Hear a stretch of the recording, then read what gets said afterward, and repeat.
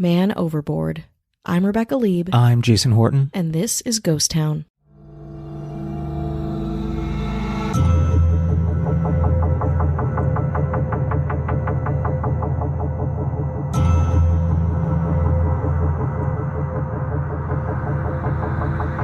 On March 15, 1957, Lawrence Joseph Bader vanished in Akron, Ohio. 4 days later, John Fritz Johnson made an appearance at a local bar in Omaha, Nebraska.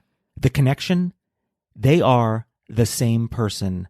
This is the very strange disappearance of Lawrence Joseph Bader. On May 15, 1957, 30-year-old Lawrence Joseph Bader, kitchen appliance salesman from Akron, Ohio, went fishing. Bader leased the boat on the Rocky River in Cleveland and was warned about an impending storm. Bader appeared unconcerned about the deteriorating weather. Around 4:30 p.m., Bader went fishing. 3 hours later, the storm he was warned about arrived. The boat was discovered on the rocks, with minor damage and a missing oar, near Perkins Beach the following day. Bader was nowhere to be found. According to the Coast Guard, the chance of someone surviving was slim to none. Bader told his wife, Mary Lou, who was pregnant with their fourth child, that he had to go to Cleveland on business. Afterwards, he planned on going fishing and would be late. When Mary Lou questioned whether he would come straight home or not, his response, "Maybe I will, maybe I won't."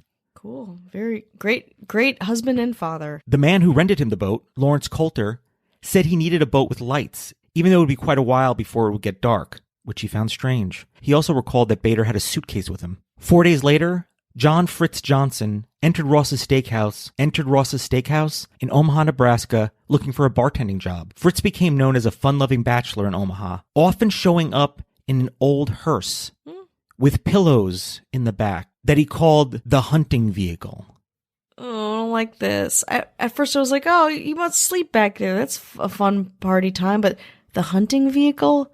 There's a lot going on there. After his bartending shift, he would visit local radio station KBON to use the recording equipment and practice his broadcasting skills. In 1959, he was hired by KBON and became something of a local celebrity. Fritz was notorious for doing stunts like sitting in a box on the top of a 50-foot flagpole to raise money and awareness for polio. He didn't come down for 15 days. Kind of popular back then. Flagpole sitting... Shit. Stuff to raise money and awareness, and they would be strange, but this was pretty popular.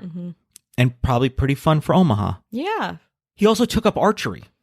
He won the Nebraska State Championship 5 weeks later. Jesus Christ.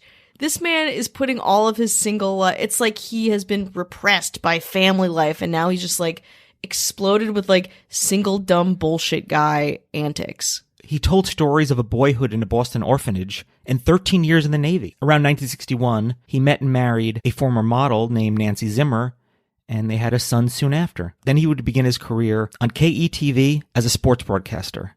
Now, in 1964, Fritz discovered he had a cancerous tumor behind his left eye. He lost the eye and wore an eye patch. Look at this fun-loving guy. On February 2nd, 1965, Lawrence Bader would be found. More after the break. On February 21st, 21-year-old Suzanne Pelka got a strange call telling her to come to a sporting goods show in Chicago. The caller was an old friend of her uncle, Lawrence Joseph Bader, declared legally dead in 1960. Whoa. Fritz was confronted, and his fingerprints were submitted to the FBI, which compared them to Lawrence Bader's when he enlisted in the U.S. Navy when he was 18. They matched. Johnson said he had no recollection of his life as Lawrence Bader. That's convenient. From an article in Life magazine, it was like a physical shock. Up until that moment, I had no doubt that I was not Larry Bader. But when I heard that, it was like a door had been slammed and someone had hit me right in the face. The reappearance of Bader led to a variety of legal issues. There were Social Security payments to his wife, Mary Lou, as well as an insurance policy worth roughly $40,000. Not nothing. I would say it's probably about $500,000 today. Damn. Which had been paid out by Mary Lou because Larry Bader died. Yeah. Also, the guy who sold him the boat was looking for restitution because the boat was found damaged and missing an oar. Interesting. According to the Akron Beacon Journal, I am John Fritz Johnson, and I've never heard of this Bader man until this matter came up. He goes on to say, "My God, don't you understand?" he told the reporter. "All of a sudden, I find out that 30 years of my life never happened. You see, I really do have 30 years of memory as Fritz Johnson. What am I supposed to do with those 30 years? Throw them out the door? What about the Fritz Johnson family members that don't exist? Anything? Psychiatrists examined Bader for 10 days, and they said that Johnson had no recollection of his former life. Convenient. His marriage to Zimmer was annulled. KETV fired him, and Fritz found himself back to work as a bartender, earning $100 a week. Of that, 50 went to Mary Lou for child support, 20 went to Nancy for child support, and he was left with $30 and moved into a Omaha YMCA. He and Mary Lou met in August 1965 in Chicago, despite Johnson's claim that he had no recall of meeting, marrying, or having a family with her. But he was kind enough to meet with her anyway. That's nice. I'm sure she had a couple things to say to him. In 1966, cancer recurred in his liver, and Bader/Johnson died in Omaha on September 16, 1966, at the age of 39. What could it have been? I want to be fair for a second and say... You want to be fair for a second? For 1 second, I want to be fair. 1 second. Only You 1 get second. 1 second. It could be amnesia from the fishing accident. Sure. It could have been triggered by the tumor in his eye. Or possibly, hear me out, as Larry Bader, he had various get-rich-quick schemes that failed.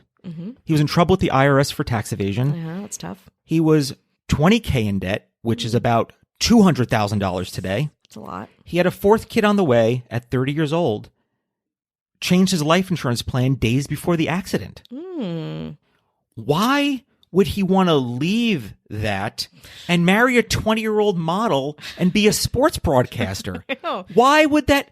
A good time man at the good time bar. Obviously. And we don't know for sure because he took that to his grave. But what is his motive to be telling the truth? There is no motive to tell the truth. He really didn't know who that person is.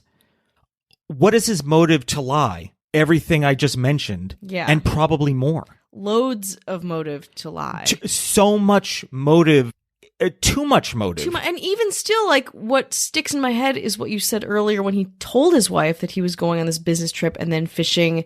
Maybe I'll be back, maybe I won't. He said something so flippant that it was like, yeah, of course this guy fucking hates his family. He hates what's happening to him. He feels suffocated by the obligation of his 4 fucking kids, tons of debts, all this shit. Of course, he's a 30-year-old man. He's just like, you know what?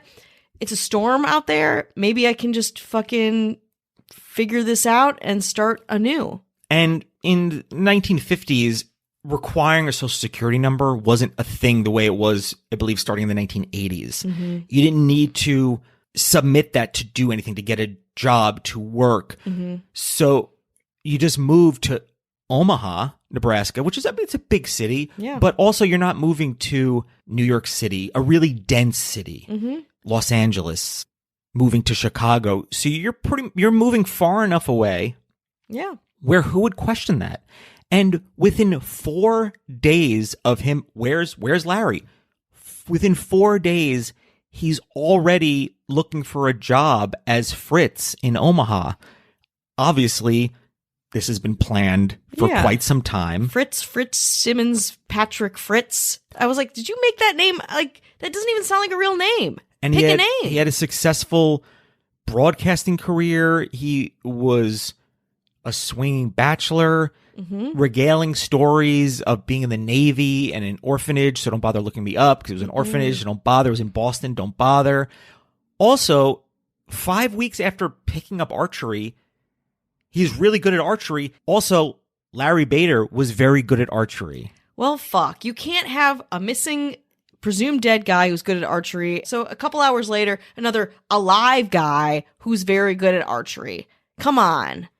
This man is a fucking narcissist psychopath, right? And yeah, or he's just like, I want to get away. He's like, I'm probably from doing all the get rich quick schemes. He probably was savvy enough and smart enough to be like, I can just walk away from this and I raise my life insurance. His wife still had to raise.